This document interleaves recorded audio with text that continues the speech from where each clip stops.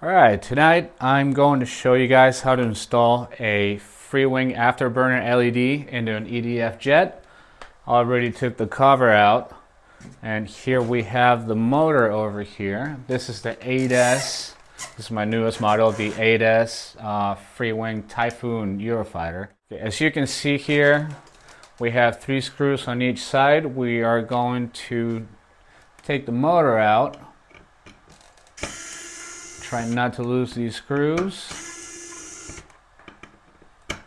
These are very easy to install. They come with adapters for all kinds of different sized motors.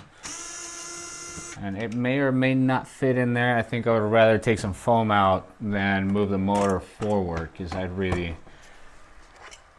can't really move the battery any further back from where it is. So if anything, we want some more tail weight so we can move the batteries forward. This one takes 2 batteries. I'm running a 5000 milliamp 6S and a 5000 milliamp 2S in series with the adapter that they sell at Motion RC. Here we have the screws. So here we have our 3 wires going to the ESC, and they are crossed, so middle goes in the middle, and we're going to have, okay, the red one goes to the one on the right, yellow to the left. These are sealed in there. I don't think they're just going to pull out. I'm going to have to cut that insulation. Okay, I had to make sure that I didn't screw anything up, so what I'm doing is grabbing the scissors, making an incision around right in the middle, and these will pull right out. Now what I'm going to do so that I don't screw it up, worst case scenario, middle always goes in the middle. Worst case scenario, the motor's just going to spin the other way. You're not going to hurt anything by wiring it the wrong way, but yellow one, we're going to do black line there on each one, and I have some acrylic white marker here, and we're going to do white on the, no, that's actually the middle one. So we're going to do white on this one whenever that decides to come out, and white on that one. Let that dry for a second. Alright, so these should pull right out.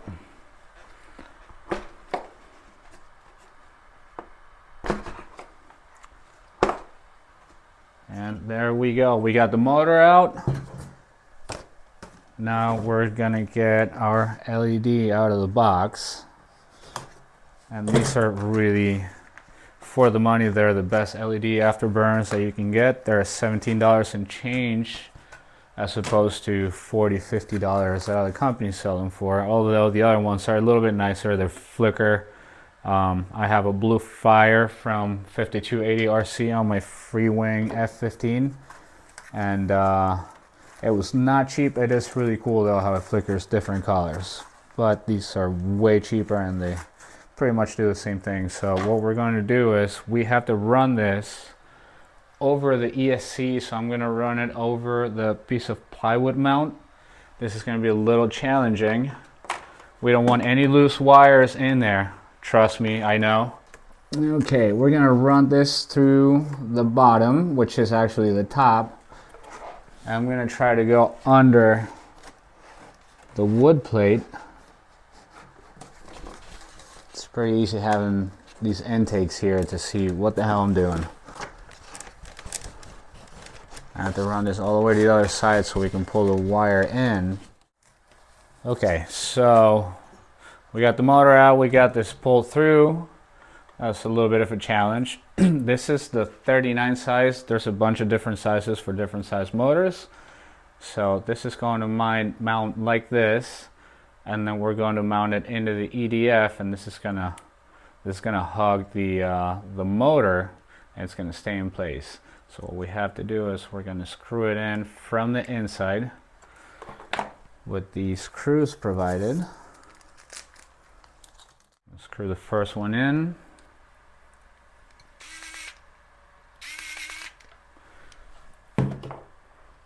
Get the other one in place. That's the shortest screws that come in the package.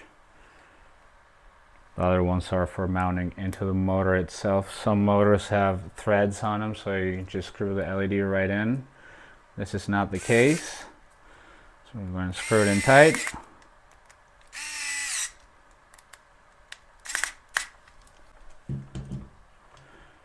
Now we're going to get the 3 wires through the LED mount,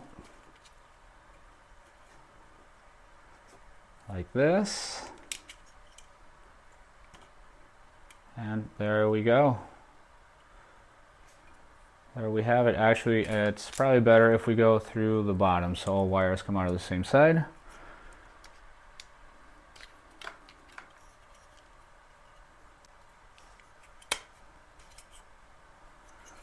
Let's make sure this wire doesn't pull back out. Okay, before we put this back in, we're going to put the tiniest, the thinnest screw that comes in the pack. We're going to put it through these little holes here, and this is what's going to tighten the mount so it doesn't get blown out. Some people like to put glue around that ring. I never had any problems with it unless that the plastic breaks, but it's pretty heavy duty, so I don't think it would be an issue. So we gotta get this tiny little nut in there. Okay, we gotta get this little nut in there to get it to tighten up and stay in place. It's gonna be a little bit of a pain, just need a little bit of patience. Okay, and we're in. Don't try using your fingers. Use a tiny screwdriver and pliers for this. I'll save you the trouble. We get it in there nice and tight. I don't think glue is necessary. It should stay in place. Besides, those wires are going to be pretty nice and tight. Now I'm leaving the screws in the motor mount so we don't lose them in there like it happened before. Get it right back into place.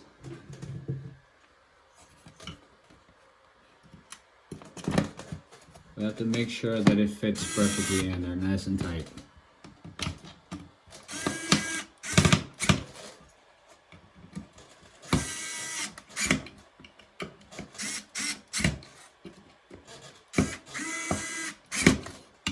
Okay, 2 more.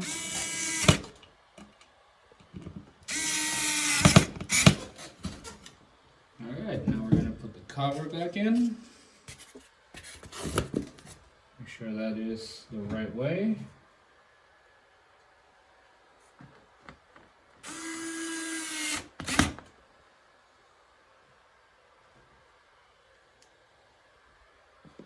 Another screw in there. And now this is the most crucial part. If you're running a 6S system, 6S, 4S, wouldn't matter, but if you're running 8S with 2 batteries, this is very important so you don't burn your control. We are going to connect the batteries. The one battery that we're going to use for the Afterburner has to line up with the circle side of your connector. So circle side would be this one right here. So we're going to connect our 6S to that side.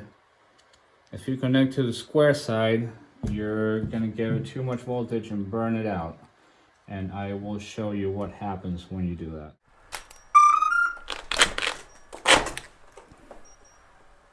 So what we're going to do is I'm going to mark it so that I know when I connect this that I do it the right way, unless I want to burn up another control. Okay, so in the lack of a silver marker, what it is, I just put a little piece of paper tape in there and labeled it so that I know that the one with the LED goes on the side with the circle. Very important if you're running 8S. So now what we're going to do is we have our throttle cable. that goes into the receiver. I just unplugged it, and we're going to do white to yellow. That's the signal wire. We're going to put it into the Y harness here that comes with the kit. And on the other side, we're going to plug in our controller. This is a little red plug. It's the only place where that will go into. And we're going to put the signal wire into the other side of the Y harness. We're going to plug it back into our throttle channel, which is channel 1. In the receiver. Now we have our 8S batteries connected, and we're going to power it up. We're going to plug this end into the balance lead, and now we plug it into the plane.